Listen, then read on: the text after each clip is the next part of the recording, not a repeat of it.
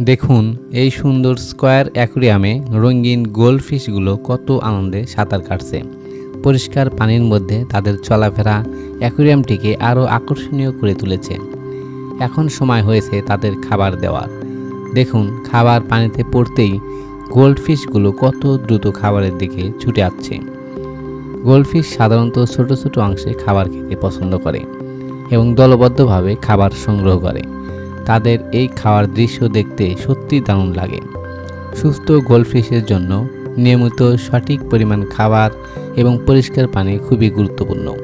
আপনার কেমন লাগছে এই সুন্দর গোল্ডফিশগুলো কমেন্টে জানাতে ভুলবেন না। আর মাছ ও অ্যাকুরিয়ামের আরও সুন্দর ভিডিও দেখতে চ্যানেলটি সাবস্ক্রাইব করুন। ধন্যবাদ।